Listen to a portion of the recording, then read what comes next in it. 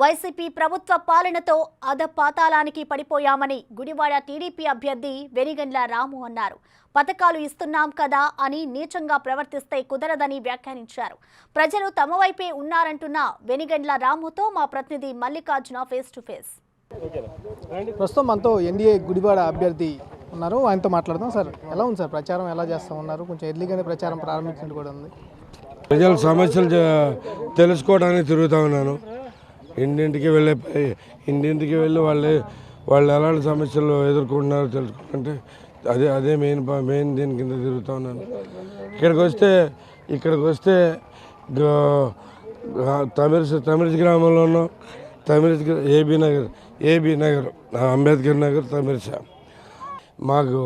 మాకు ఇస్తున్నాం కదా అని చెప్పేసి మీరు మాకు మౌలిక సదుపాయాలన్నీ తీసేస్తే సరిపోతుంది. మా ఎమ్మెల్యే డైరెక్ట్గా చెబుతాడు, మాకు రోడ్లే అవసరం లేదంటాడు. మీరు అందరూ చాలాసార్లు విన్నారు, డైరెక్ట్గా చెప్పడమే. అబద్ధాలు కోరుగా తయారయ్యాడు, చాలా దుర్మార్గంగా. సింపుల్గా అలాంటి మనుషుల సమస్యల పట్ల అవగాహన లేదనుకునేవాడిని ఏమన్నా కొద్దిగా ఉంటే కాదు. అహంకారం ఎక్కువ అతనికి. వీళ్ళకి ఎంతకంటే ఎందుకు అన్నట్టు చూస్తూ ఉంటాడు, అంత దుర్మార్గంగా చూస్తాడు. ఏది 4 రోజులు రాజధాని నగర్లో అదే నీళ్ళు వదలమనండి. ఇంకేమున్నాయి సార్? ఇంకా స్థానికంగా వాటర్ ప్రాబ్లంతో పాటు ఇంకేమైనా సమస్యలను మీరు గుర్తించారు? మీకు సమస్యలు లేని ఇష్యూ అంటూ లేదండి. ప్రతిదీ మేము పాతాళంలో ఉన్నాం. ఓకే, మా గుడివాడ నియోజకవర్గం అనేది 175గా నిలుస్తుందని చెప్పి నేను గ్యారంటీగా చెప్పుకోను. అంతా అసలు మేము విపరీతంగా ఉన్నామని చెప్పి మా అమ్మాయి చెబుతూ ఉంటాడు. ఓకే, రైతులు అసలు దారుణం అనేదానికి ప్రత్యేకంగా ఉంటుంది మా గుడివాడ. ఎందుకంటే అస్సలు సమస్య అనేది తెలుసుకునే ఉద్దేశం లేదు మా వాడికి. మీరు ఒకటి కనుక్కోండి, గుడివాడలో ఎవరినైనా అడగండి.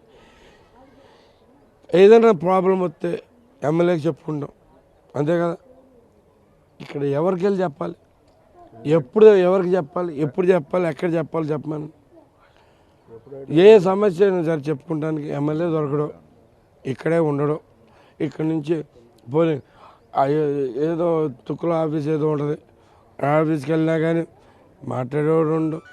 మరీ పైగా ఈ మధ్యకాలంలో అయితే అహంకారంగా దుర్మార్గంగా చెప్పారు బేసిక్ సమస్య మాటలన్నీ. అంటే మేము సంక్షేమ పథకాలు చాలా అందించామని చెప్తూ ఉన్నారు. 2 కోట్లకు పైగా మేము నిధులు డైరెక్ట్గా వాళ్ళ ఖాతాల్లో వేసామని కూడా వాళ్ళు చూస్తున్న పరిస్థితి. 2000 కోట్ల పైగా 2000 కోట్లకి పైగా చంద్రబాబు గారి లెక్కెత్తే అందుకంటే ఎక్కువ పడ్డాయి. ఈసారి ఇంకా ఎక్కువ పడతాయి. మీకు చెప్తున్నా కదా, ఇప్పుడు ఈసారి చేసేది మేము అంతా ప్రతి ఇంటికి తీసుకెళ్ళి ఎవరికి ఎంత వస్తుంది అనేది చక్కగా లెక్కేసి ఇచ్చేసాం. ఎంత వస్తుంది అనేది. దాని తర్వాత ఇంకొన్ని పథకాలు వచ్చినాయి, అప్పుడు ఇచ్చిన తర్వాతే కాకుండా. సో మేము చూసుకుంటే మాకైతే కనుక వాళ్ళకంటే ఇంకా చాలా ఎక్కువ వెళ్తాయి పథకాలు. ఏం ప్రాబ్లం లేదు, పథకాలు అందరూ ఇస్తారండి. పథకాలు ఇస్తున్నాం కదా అని చెప్పి మమ్మల్ని నీచంగా చూస్తే ఎట్లా? అంత మెజార్టీతో గెలుపొందే అవకాశం ఉందని మీరు భావిస్తూ ఉన్నారు? ప్రజలు మా వైపు ఉన్నారు అనేది నా అభిప్రాయం. అవునా కాదా అనేది జూన్ 4న మీరే చూడబోతున్నారు.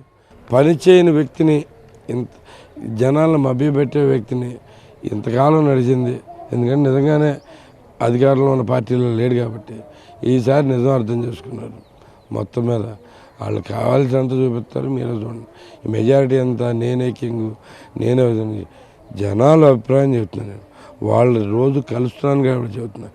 నేను కింగ్ అని కాదు చెప్పేది. ఇక్కడ ఎప్పుడైనా కానీ ప్రజలు వాళ్ళకి ఇష్టమైన వాళ్ళని ఎన్నుకుంటారు, సరైన డెసిషన్ వాళ్ళు తీసుకుంటారు. నేను థ్యాంక్ యూ. గుడివాడ నియోజకవర్గ ప్రజలు ఈసారి కంపల్సరీగా మార్పు కోరుకుంటారని కూడా ఎన్డీఏ అభ్యర్థి రాము జ్యోతున పరిస్థితి కనిపిస్తూ ఉంది. అంతేకాకుండా స్థానికంగా సంబంధించి అయితే ఇష్యూస్ ఉన్నాయో, డ్రైనేజ్ ఇష్యూ కావచ్చు, అలాగే వాటర్ ఇష్యూస్ కావచ్చు, రోడ్డుకు సంబంధించిన అన్నీ కూడా అధికారంలో వచ్చిన 5 సంవత్సరాలు పూర్తిగా గుడివాడ నియోజకవర్గ రూపురేఖలు మొత్తం కూడా మార్చివేస్తానంటూ కూడా రాము జ్యోతున పరిస్థితి కనిపిస్తూ ఉంది. కెమెరామ్యాన్ లికేష్తో మల్లికార్జున, విజయవాడ.